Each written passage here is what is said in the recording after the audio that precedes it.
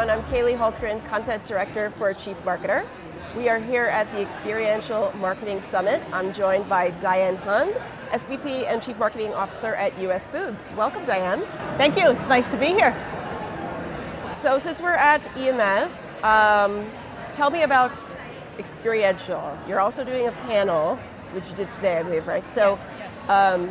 Tell me how experiences factor into your marketing mix and your brand in general. Sure, so let me just start with a short introduction to US Foods. We're a broadline distribution company in food. That means we buy from hundreds of vendors and then turn around, put those products in our warehouses all across the country, and then sell them to hundreds of thousands of customers.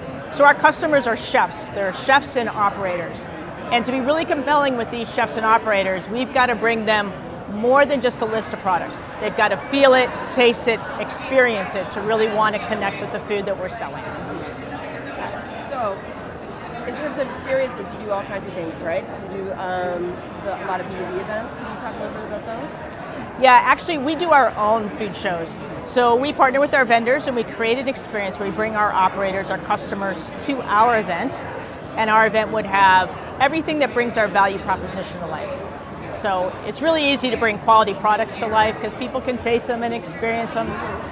But at US Foods, we're about a lot more than that. We're also about our tools and technology that make it easy for customers. And then of course about delivery, making sure that the trucks get there on time. So for us, when we have these events, we want to make sure that we're going to bring all those things to life for our customers, not just the food. So tell me a little bit about the panel that you had today. What was the topic and what are some takeaways? Yeah, so actually we just went through a big kind of reinvention of food shows for US Foods. We, probably about 15 years ago, were the leader in pioneering a new format for food shows in the industry. And we felt like it was time to freshen that up, time to do something different. So we went on this journey about 2 years ago and really fundamentally to change the way our food shows showed up. And in order to be innovative and think of something different, we partnered with a company who's here, EA, and they took us to a different industries event. They took us actually to HubSpot's event, which is called Inbound. And when we saw that, we were hooked. We're like, this is the breakthrough we need. Yeah, so to go outside your industry, get some experiences from other areas, that was the breakthrough to help us really think about how to be innovative. So one of the things that you talked about in your session today was using an outcome-first design framework. So could you talk a little bit about that, how brands could do that at their events? Because everyone's talking about outcomes lately. You have to do the business outcomes first, right? So how do you do that? How do you set something like that up so that the whole event has that in mind? Well, I'm sure a lot of people know when you design these events, you are on the hook for a positive ROI on your event. So you can't help but design it with an outcome in mind. And for us, the outcome is, how do we get some of our existing customers to buy more products, sample, taste, try something different that they haven't tried before? Probably more importantly is, how do we bring prospects to the event, have them really experience things for the very first time, fall in love with our value proposition, and then leave as a brand new customer. So those are the outcomes we're looking for from our customers, and we design the event around how they would shop and make sure that we're providing them with that kind of inspiration and creativity. I mean, at the end of the day, our customers are chefs and they want to be inspired. So can we inspire them, educate them a little bit on what our value is, what some of the tools are, let them have a little bit of fun, but most importantly, just let them engage with us and experience our team, and that's what drives the outcome. One of the important parts is aligning stakeholders, right? So how do you actually do that? That's sort of easier said than done. How do you align everyone on the same outcomes framework that you're talking about? Yeah, so probably the most challenging group to align on this brand new show were our vendors, our suppliers. They had to go on a journey with us and just hope that what we were explaining to them was going to be real, because we had nothing to show them, nothing tangible. Yet we were asking for a lot more money because they are the ones ultimately who help us bring these events to life.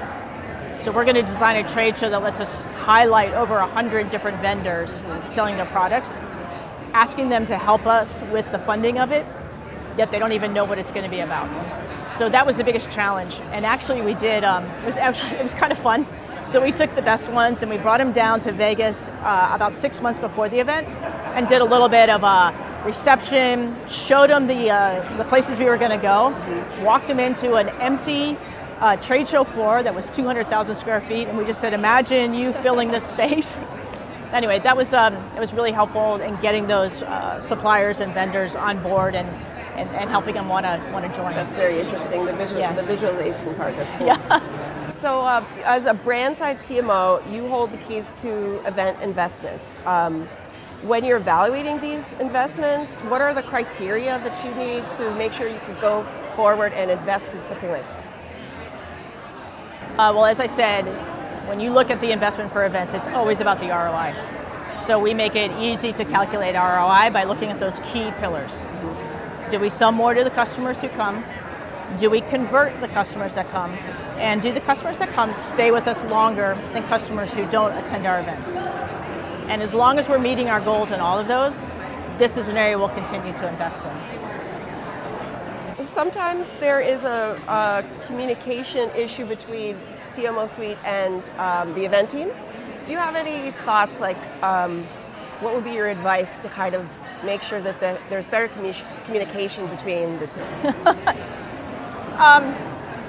I think making sure that your event team is truly part of the team. Sometimes I think events feel like they're not really part of the company. They're this separate silo, and they're not really looking at what's the company's strategy, what are the customers really engaging in.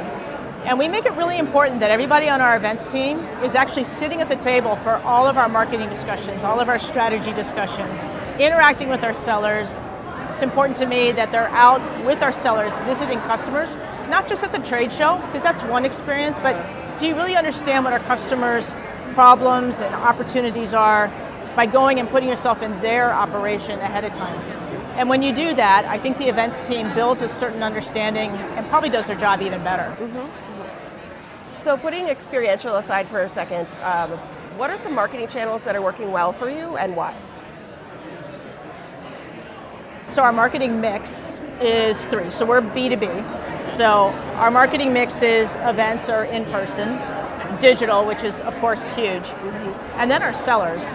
So we have over 3,000 sellers that are out in the street every day, and actually they're one of the most vital parts of our whole process. So from my perspective, you kind of have events that build an understanding of value and get the conversation going. Digital is the way that we build frequency of that message in reaching those customers, especially if they've come to an event, because now we can make sure we follow them post-event with the right journey and the right message. And then our sellers are there to kind of close the deal, get the extra sale. And the biggest challenge is just making sure you have that one consistent message across all 3 of those channels. So let's talk a little bit about some of the recent marketing campaigns that you're proud of. Like, what are some of the things that you've been doing? It doesn't have to be an event or an experience, but anything really. Right now, our current campaign is called More, and it's really centered on the 3 pillars of our value. More quality, meaning more products and quality. More delivery, making sure our trucks are out there. We have the right size truck going to the customer at the right time. And then more tools, which is really about the technology. And this has been a super fun campaign. We've executed it across all 3 of our touch points, and it's actually kind of the cornerstone of the event. The event's actually designed with those 3 experiences in mind. So let's talk AI, because because why not? I know, everybody is. Yes. Right? So how is your marketing team using AI internally? Oh gosh, how are we not using it at this point? I know. So AI is kind of still this space that everybody is experimenting in, and I'd say we're definitely experimenting. Our predictive AI is probably ahead of the curve, so we're using tons of predictive AI right now to really determine what are our customers likely to buy. And it used to be that you would build that algorithm based on where did they go in the digital world, what have they bought before, what did they put in their cart and not buy. Now we actually do it based on things like, what's their web presence look like? What's their menu? And we can look at what's their menu and then determine what do we think we should be selling them to help them make that Caesar salad, and then hitting them with those products.